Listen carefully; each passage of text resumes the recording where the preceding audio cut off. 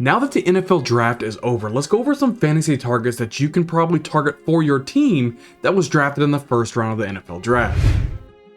Alright, so let's start out with the number one pick off the board here. Number one overall is Bryce Young. He ended up going to the Carolina Panthers team and organization. And I mean, he already doesn't have the stature of a quarterback like you'd see, 6'2", 6'3", anything like that. He's a small guy, and he's going to a roster that's completely to the point where it kind of makes you want to throw up on yourself. I mean, let's go ahead and look at the depth chart right now. We have Bryce Young. I have him slated as the number one quarterback. There's no way that Andy Dalton is going to stop him from being the quarterback. There's no way that Carroll's going to stop him from being the quarterback. It is just going to be him starting. He's going to get his bumps. He's going to get his bruises. We're going to see how it pans out. They got him a new running back in Miles Sanders. They have Chuba Hubbard, who did okay for filling in Chris McCaffrey when he was there. These two running backs should be able to help a lot. I think it's going to be a lot of running the football for the Panthers this year. I don't think they're going to lean on Bryce Young's arm too much, because if you look at his putrid talent there at wide receiver, I mean, I have his number one wide receiver right now myself as Terrace Marshall Jr., and then DJ Chark and Adam Thielen as well. They did draft a rookie wide receiver in Jonathan Mingo. I think he was overdrafted. I don't think he should have been drafted that high. I actually had him slated probably quite a few wide receivers ahead of him at that point, but they kind of reached on Mingo, still at Preston Williams and Laviska Shenault. You look at these receivers and it's not something you go, oh my gosh, I have to draft Bryce Young. I think he's going to have a challenge. He's already vertically challenged as that well, and then you put in all his weapons. It's really not there for me, so I don't know really what's going on with that. But let's go over with Hayden Hurst here at tight end. I do like him. I think he's going to be more of a safety blanket for Bryce Young. I think if anything, if you're going to get some type of fantasy relevancy, it's probably going to be Miles Sanders here and Hayden Hurst.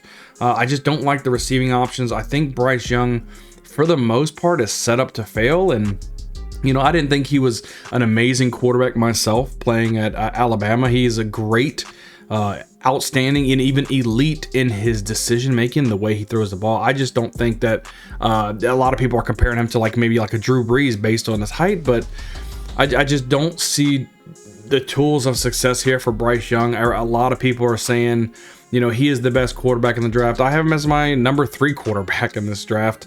We're going to talk about the other 2 quarterbacks here in a minute, but I just don't see Bryce Young being the kind of guy that will be the difference maker for the Carolina Panthers, because the Carolina Panthers need so much, not only on offense, but as well on defense as well, to be able to contend in the NFL.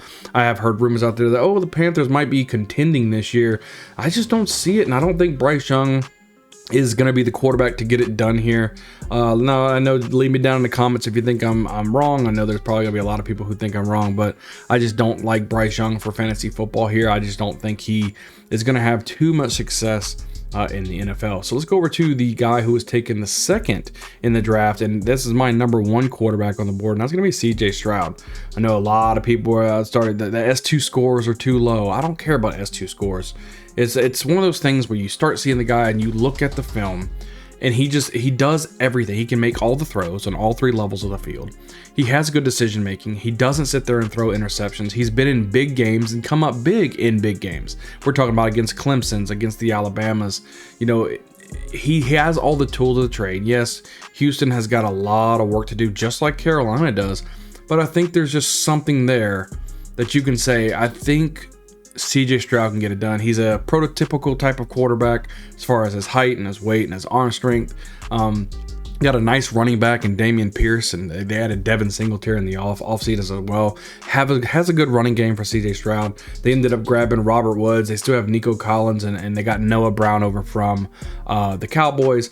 They drafted a wide receiver in Tank Dell, which I really like Tank Dell. I think he's going to be a great asset. Tank Dell he's got the capabilities of even moving up, maybe passing Robert Woods or Nico Collins on the depth chart as well. But they should be running a lot of 11 personnel. Tank Dell should be able to play quite a bit of receiver. And then they also got Xavier Hutchinson, which I think was an absolute steal in this draft. I see Xavier Hutchinson and Tank Dell both being assets for CJ Stroud. They should be able to grow together, and even with Damian Pierce. They ended up getting Dalton Schultz, the tight end from the Cowboys as well. So overall, I love Stroud's situation over Bryce Young. I think CJ Stroud definitely has all the tools that you need to be successful in the NFL and to be successful for your fantasy team. I think he's somebody you can continue to draft, take it in a startup dynasty. I think you'll be happy with that. Somebody I probably wouldn't take in a redraft until probably mid to late rounds, but I think he's somebody that could be fantasy relevant even this year. So let's move on to the next guy. And I know a lot of people are excited about Anthony Richardson. This dude is an athletic freak. The dude can run fast. He can throw fast. He can throw hard. He can throw long. He can jump high. He can jump far. He can do everything that you want him to do. He's a little bit on the raw as far as when I'm seeing him go through his progressions. I just don't like his decision making as well. I think he played 13 games in college, so he's a little low in that. I don't believe that he is going to be starting out the gate, but let's face it, by midseason, I don't think Gardner Minshew is going to have it done. I think Anthony Richardson will be the starting quarterback by midseason. Let's just look at the depth chart right now. As you see, I do have Gardner Minshew ahead of him right now. Jonathan Taylor at running back is going to take a lot of pressure off of Anthony Richardson once he gets the opportunity to actually be there and to just kind of develop and get his feet wet, get him to know the NFL, and so he can further develop. They did draft another rookie in Evan Hull. I do like that running back. Don't think he's going to be much of a factor though as far as fantasy football, unless he can beat out Zach Moss and maybe take a little bit of third down role here or there. But you know, Jonathan Taylor is definitely the bell cow in this offense. At wide receiver, I think once Anthony Richardson does get the reins to this team, I think he's got some decent wide receiver options. I do like Michael Pittman Jr. and Alec Pierce. They did draft Josh Downs, kind of a guy who can be more of a deep threat for them as well. Even Isaiah McKenzie I'm really liking. And Ashton Dulin had some stints last year that he showed some flashes as well. They do have the tight ends Mo Alley Cox and Jelani Woods. I think Woods will end up being the number one tight end there by midseason. But again, Woods, big, tall, athletic freak. Add that with Anthony Richardson, big, tall, athletic freak. You got Jonathan Taylor, Michael Pittman. I mean, you've got some tools here to be super excited, especially if you're a dynasty football. I think they're just a couple years away from being absolutely explosive. I don't think that Anthony Richardson will be a bust. I know some people are saying, oh, he's amazing, and some people are saying he's just a big bust. I think he's going to be well. Oh, and he could be a cheat code in fantasy football if he develops the way that we all really want him to be. Now, let's move over to the 8th pick in the NFL draft, and the Falcons took Bijan Robinson. Now, everybody loves them some Bijan. He's probably one of the most touted running backs to ever come out of college football. Comparisons to LaDainian Tomlinson, I think he'd go into a good situation with the Atlanta Falcons, who was the number one rushing attack in the NFL last year. With Tyler Algier, and now they're just upgrading to Bijan Robinson. Then a lot of people are maybe worried about Bijan Robinson splitting some time with Tyler Algier, but we have to remember in Texas, he also split time with Roschon Johnson, so he was not the bell cow in Texas either, and he was phenomenal. So we've got to kind of put everything in retrospect. Yeah, Bijan Robinson is clearly the number one running back for the Atlanta Falcons, just based on his draft capital and his elite talent. But Tyler Algier is going to get his as well. I do foresee Bijan Robinson rushing for 1,000 yards this season, and that wouldn't be far-fetched to say at all. Let's go ahead and look at the depth chart here. I think a good winner would be Desmond Ridder. They did not draft a quarterback to take over Desmond Ridder's job, and they have Taylor Heineke backing him up as well. So that's going to be interesting to see if we can see if Ridder ends up developing into a good quarterback. I mean, let's just face it, you have Bijan Robinson, Drake London, and Kyle Pitts. This is an amazing offense. They just need somebody to throw the ball. Can Desmond Ridder do that? Well, we'll have to wait and see. Drake London, they did get Mac Hollins as well. He came over from the Raiders. I think he's a good, decent receiver. Scotty Miller coming over from the Buccaneers. So they have a couple targets there, something that can be semi-dependable, but let's just face it, it's going to be Desmond Ridder, Bijan Robinson, Drake London, and Kyle Pitts. That is the offense for the Atlanta Falcons. And I think they're just going to be a couple years away, or possibly just a quarterback away, from being a fantasy relevant type of squad. And I'm super excited to see what they end up getting into in the NFL. So let's move over to the 12th pick in the NFL draft, and that is going to be Jahmyr Gibbs. Now, a lot of people were shaking their head when this pick happened. I immediately said, you know what? Swift is done. He's out of there. I actually dropped him to 3rd on the depth chart. And then later on, they ended up trading him over to the Eagles. So either way it goes, Jahmyr Gibbs is the number one running back for this football team. They did acquire David Montgomery as well in this offseason. But I think David Montgomery will be a nice change of pace. With Jahmyr Gibbs, I think they're going to split some time, but I think Gibbs will be the main hoss as long as he can stay healthy on this team. Jared Goff has yet another weapon in his arsenal. And then they also got a tight end in Sam Laporta as well. We'll probably talk about him in a later video, but I do really like that tight end as well. They ended up grabbing a Hendon Hooker as well. I don't think that there is any risk for Jared Goff of losing his job at all, but I do think the Hendon Hooker could take over in 2 to 3 years for Jared Goff if he ends up starting to decline. Their wide receivers are pretty exciting with Jameson Williams and Amon-Ra St. Brown. We know Williams is going to be missing at the beginning of the season, but he will end up coming back.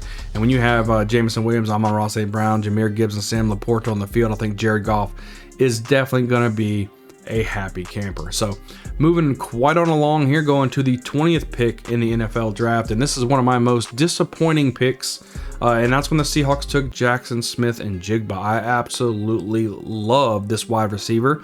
I think he's absolutely phenomenal, but he goes to a possibility to where there is such a crowded wide receiver room.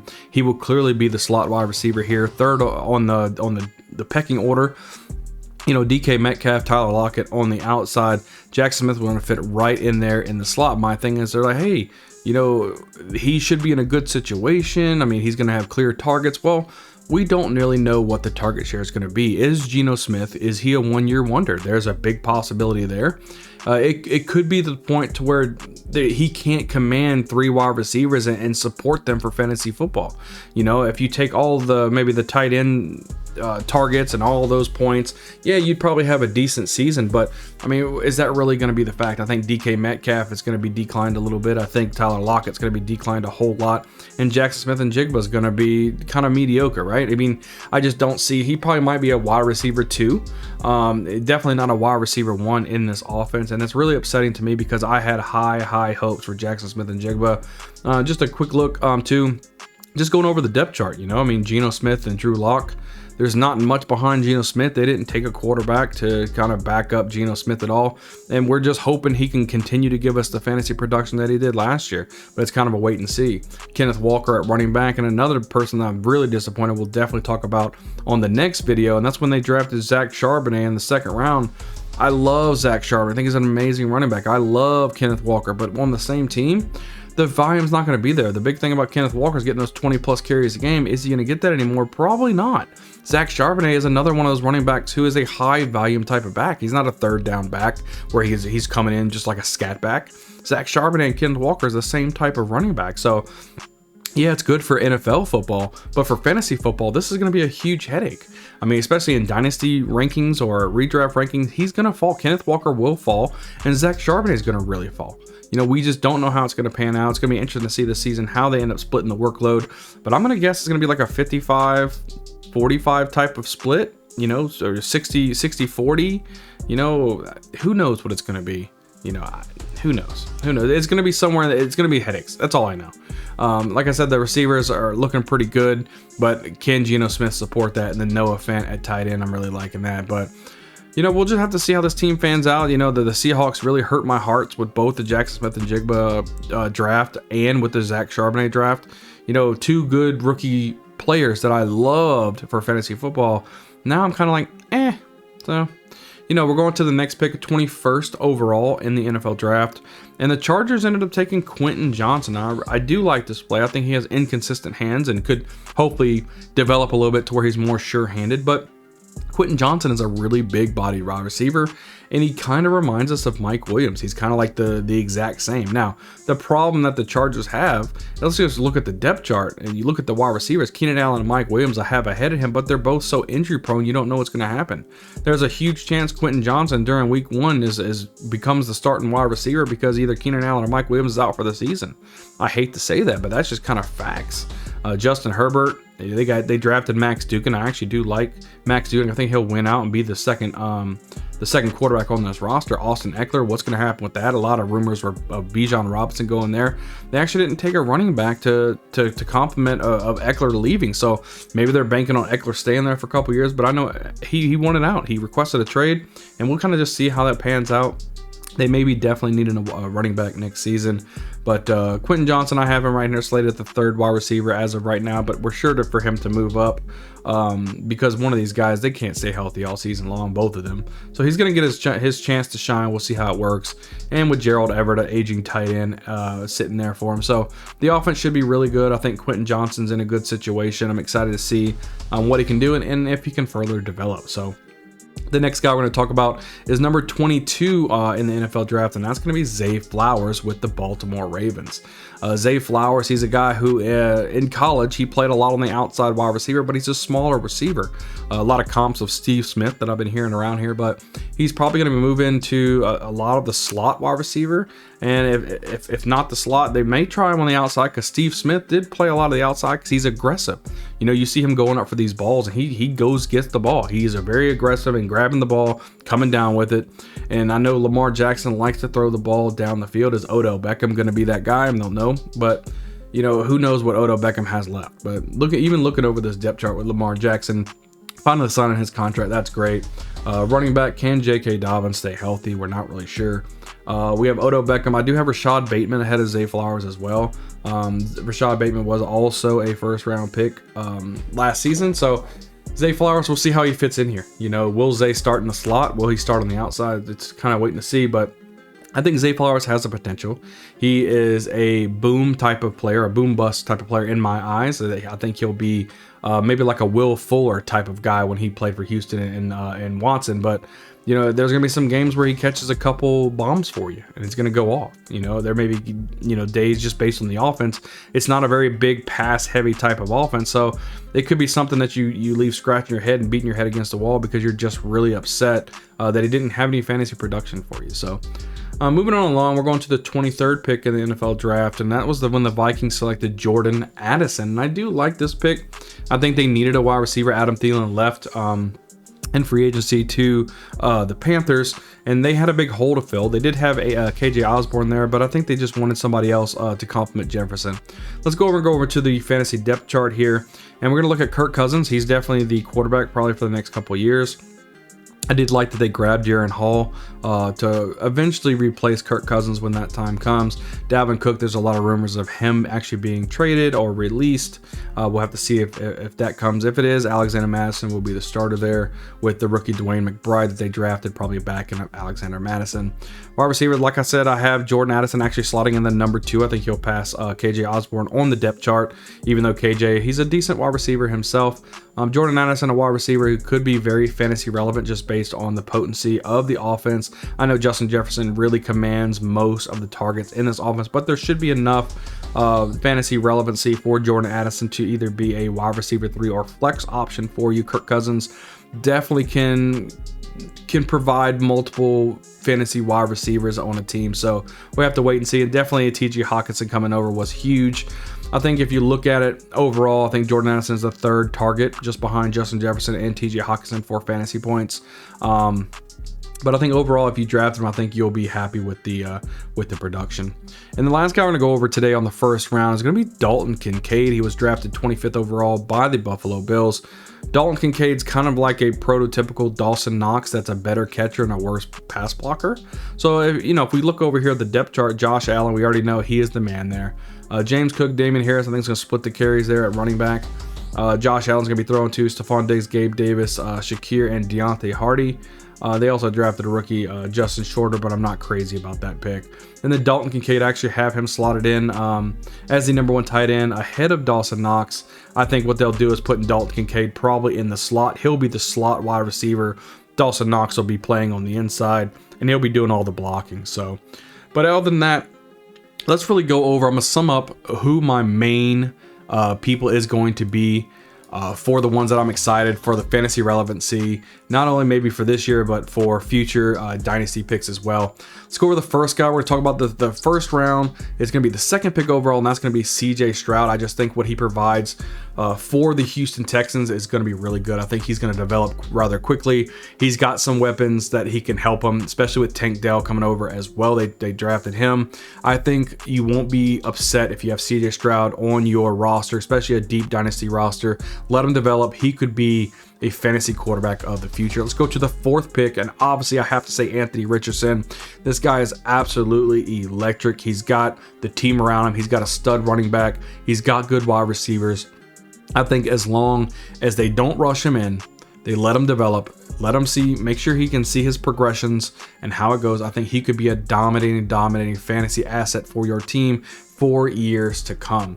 Going over to the 8th pick, we're gonna go over with Bijan Robinson. Obviously, this guy is an absolute stud. I think the Falcons got them another beast. Like when they had Jamal Anderson, he was the cornerstone of that offense.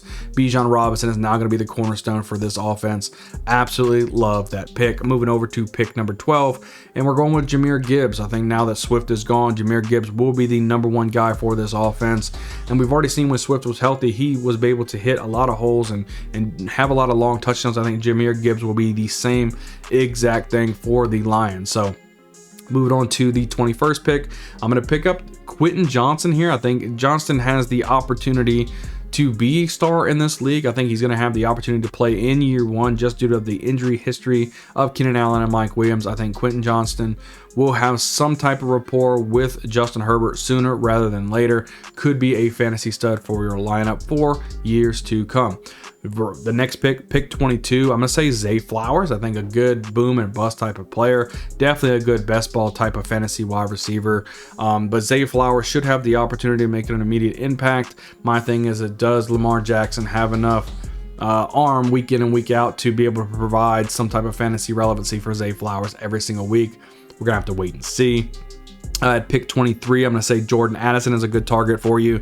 I just like the opportunity of him on the opposite side of Justin Jefferson in this nice pass-heavy offense of the Minnesota Vikings. And if they do trade away Dalvin Cook, I think they're going to be throwing the ball even more, which means even more opportunity for Jordan Addison to succeed as a rookie in the NFL. And the last guy we're going to talk about, its fantasy relevancy, is definitely at pick 25 and Dalton Kincaid.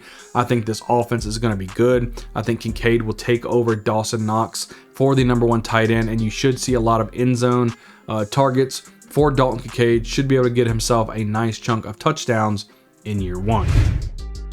As always, thank you for watching the video. If you hadn't hit that subscribe button, do me a favor, hit the subscribe button. It's going to really help you out prepare for your league this year. Now that we're pumping out weekly videos week in and week out to help you succeed and ultimately hold up the trophy for your league. I can't wait to see you guys on the next video. We'll see you guys next time.